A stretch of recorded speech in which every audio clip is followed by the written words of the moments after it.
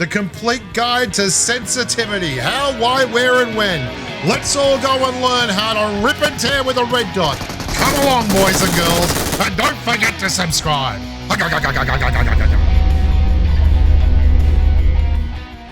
Well, hello there, humans. Welcome to the channel. Today we're going to be going through the absolute must-know guide to resetting your sensitivity after update 1.8 occurred, and why you would want to be doing this and why you need to be doing this. I'm going to talk about, obviously, aim acceleration, or horizontal swipe acceleration as Pubg Mobile has termed it.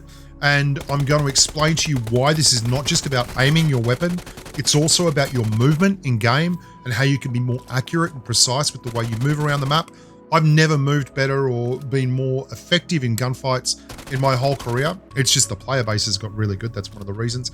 I will also do the standard thing where I show you how to, doing this, set up a perfect 6x spray and all that kind of stuff with an M4. So I know that people love that and I do want them to view the video. But there is so much that people get wrong, even with sniper rifles and using sniper rifles. I'm going to show you how you can set that up correctly. And firstly and foremost, I want to discuss the fact that there is a basic principle here involved in setting up your sensitivity correctly. And it is not just about spraying with an M4. It's about third-person no-scope sensitivity. I mean, this is a crossbow, but I'm using the same sensitivity on the crossbow for my no-scope shots that I use on my pistol, on my AK, on my M416, on my UMP. And that's really important to understand. And I will be showing you how to set up sniper shots correctly so that you too can hit shots on people running around in cars and all that kind of thing. Anyway, let's kick this off. If you go into controls and then into advanced controls and scroll down on the left-hand side there, horizontal swipe acceleration. What that is basically the faster you swipe, if you swipe from left to right in that space there really, really fast, with it disabled, you'll turn halfway around. If you enable it and swipe from left to right in that space there really, really fast, you'll do a full 360 plus. I'll slow that down so you can see it again. It only caught 4 frames in that swipe. That's how fast it was. Watch, 1, 2, 3, 4, and I'm back around. So that's the same distance on the screen. And when you're running around like this, if you have it disabled, you can see there's a degree of control. But if you enable it with my current settings, watch how I'm just zooming around. I'm unable to control it. This is why in games, it was really, really uncool, because you jump and then you turn to the target and you go past the target because your aim acceleration was so key. Now, remember, there are 2 types of sensitivity. There's camera sensitivity, which is just you moving around the screen. And then there is ADS sensitivity, which is when you are aim down scope or aim down sight and you are firing automatically. And that is very, very different. The camera is what you want to use for sniper rifles or for aiming without firing. And the ADS is what you want to use for full auto. The first thing we have to sort out is third person no scope camera sensitivity, or FPP no scope camera sensitivity. You go onto Santorini and you use a shotgun. The reason for this is that the shotgun is all about the camera.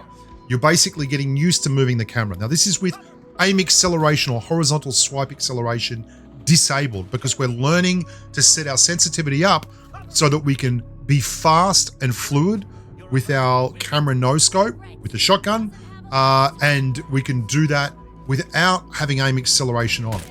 Aim acceleration is bad because basically aim acceleration will overcompensate. So you'll fling to a target and it'll go past the target, and then you have to either strafe back or drag the reticle back. When you get aim acceleration sorted, you're able to be very, very precise with your movements. And that's important. And I found it's been incredibly effective for me in terms of accuracy. Now, once you've got third person no scope sensitivity sorted, you're going to get your red dot on your M416 sorted. You're basically going to do red dot, 3x, 2x, 4x, all on the M416. Now, sensitivity is very easy. ADS sensitivity, if it's too low, you'll find that you're going above the line. Now, I'm not really aiming at a single dot. I'm trying to keep the gun below the line on that target ahead of me. If it's too high, you'll find that it sits too far below the line. That's about right, 69. But if we put it right up, you'll see I'll jerk it and it'll go all the way down underneath the line. You want to have it sitting just about in the middle. And then you're going to do that same thing for everything. I mean, you can see I can't keep it above the line or below the line perfectly when they're at extremes. Now, you're going to do the same thing for the M416 and the 3X and all these kind of things, and it'll be fine. And you'll figure it out, and you'll get the right sensitivity. And then you're going to go into the advanced section of your sensitivity controls. And you are going to create a custom sensitivity for the SCAR-L, for the M416, for the SCAR-L, for the AUG A4, and you're just going to simply copy the configuration of the M416. So we add the AUG, we add the QBZ95, and then we copy the configuration of the M416. That means all those weapons are now exactly the same as the M416, and they all work the same as the M416. I'll also let you know that I use my M416 settings on all my SMGs as well. They work just fine, and I don't have to worry about it because I'm not really using a UMP for a 4X spray or anything like that, or even a 6X spray. That's not what I'm about. Now so that's it. You're going to then do the same thing with the AKM, and I use the AKM as a starting point for the Mark 14, for the M762. I use the M416 for the MG3 as well. Now let's talk about sniping, really. I think sniping is where we've got to go next. Your 8X and your 6X sensitivity on your camera have to be as low as you can possibly deal with. The lower they are, the harder it is to move them. And that's really important when you basically are looking at tiny little red pixels on your screen. Like this guy, for instance, that's such a small, tiny pixel, his helmet there. So you want to be able to move it very, very, very minutely and be very easy to lock in on those headshots. The best way to practice this is actually on the training range. And I'm going to show you how to do that in just a second. Personally, I use the overall settings. I don't have custom sensitivity settings for my sniper rifles. You can see how you want to be able to drag it to the middle and just do this. Like it's just literally a case of putting it over the top. And then there is this reaction training drill. You do it on difficulty level 3, where it will only take headshots. You get a Mark 14, you put it on single fire, and you get an 8X.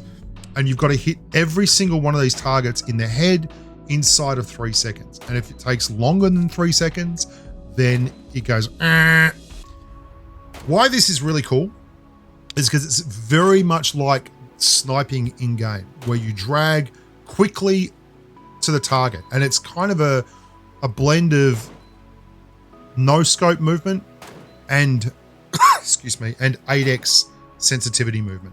I think my 8X is on 9% at the moment.